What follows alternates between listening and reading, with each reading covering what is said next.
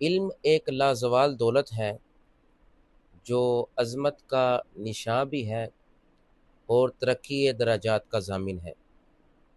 قرآن و حدیث میں علم کو کامیابی کا ذریعہ قرار دیا گیا ہے۔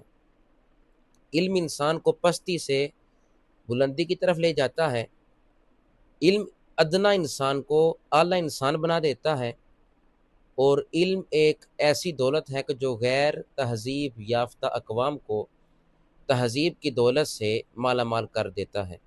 وہ قرآن کا علم بھی ہو سکتا ہے، وہ حدیث کا علم بھی ہو سکتا ہے، وہ سنت کا علم بھی ہو سکتا ہے۔ علم دین کا ہونا اس بات کی دلیل ہے کہ انسان کے اندر شعور ہے۔ اگر مطلقاً لفظ بولا جائے تو اس سے مراد بھی علماء فرماتے ہیں کہ دین کا علم مراد ہے۔ علم دنیا کا ہو یا دین کا ہو، انسانیت کے لیے ترہ امتیاز ہے۔ جو بندہ صاحب علم ہوتا ہے، معاشرے میں بھی اس کی تعظیم کی جاتی ہے، تکریم کی نگاہ سے اس شخص کو دیکھا جاتا ہے کہ جو صاحب علم ہو، جس کے پاس قرآن، حدیث، فقہ، اصول، منطق، فلسفہ یا دنیا کا کوئی علم ہو۔ اگر کوئی بندہ صاحب علم ہے تو معاشرہ بھی اس کو قدر کی نگاہ سے دیکھتا ہے۔ تعلیم کا مقصد فضل و کمال سے آراستہ ہونا ہے۔ حضرت شیخ سعدی شیرازی رحمہ اللہ تعالیٰ آپ سے پوچھا گیا کہ کون سا علم ضروری ہے؟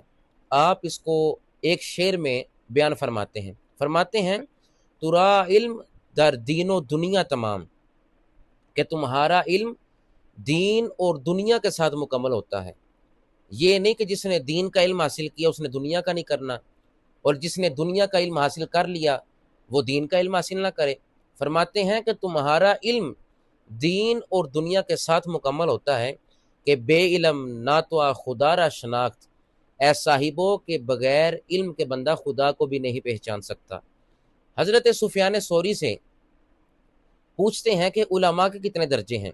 آپ فرماتے ہیں 3 اقسام کے ہیں علماء: جو اللہ کو اور اس کے احکام کو جاننے والے ہیں، ان کی نشانی بیان کرتے ہیں کہ وہ اللہ سے ڈرتے بھی ہیں اور ان کی حدود کی حفاظت بھی کرتے ہیں۔ حضرت سفیان ثوری فرماتے ہیں 3 قسمیں ہیں۔ پہلی قسم جو اللہ کو بھی جانتے ہیں اور اللہ کی قائم کردہ حدود کو بھی جانتے ہیں، ان کی نشانی یہ ہے کہ وہ خوف خدا بھی دل میں رکھتے ہیں اور اللہ کی حدود کی حفاظت بھی کرتے ہیں۔ حضرت سفیان ثوری فرماتے ہیں کہ علماء کی دوسری قسم ہے کہ جو اللہ کے احکام کا کما حقہ علم نہیں رکھتے، ان کی نشانی یہ ہے کہ وہ اللہ کی حدود کی حفاظت بھی نہیں کرتے۔ اور حضرت سفیان ثوری سے پوچھا گیا کہ آپ فرمائیں تیسری نشانی کون سی ہے؟ فرمایا جو اللہ کے احکام کا علم رکھتے ہیں مگر حدود کی حفاظت کی وہ پرواہ نہیں کرتے۔ تو قیامت کے دن جو تیسری قسم ہے جس کے اندر یہ نشانی ہوگی، قیامت کے دن ان پر آگ برسائی جائے گی۔ یعنی علم وہ ہے کہ جو ہمیں راہ ہدایت پر لے کر جائے، حدود اللہ کا پاس سکھائے۔ جب قرآن پڑھیں تو اس پر عمل کریں، حدیث پڑھیں تو اس پر عمل کیا جائے۔ آج یہی اویئرنس دینے کے لیے آیا ہوں کہ قرآن و حدیث کا علم جس کے پاس ہے وہ عمل بھی کرے۔ اگر علم ہے عمل نہیں ہے تو اس علم کا فائدہ نہیں۔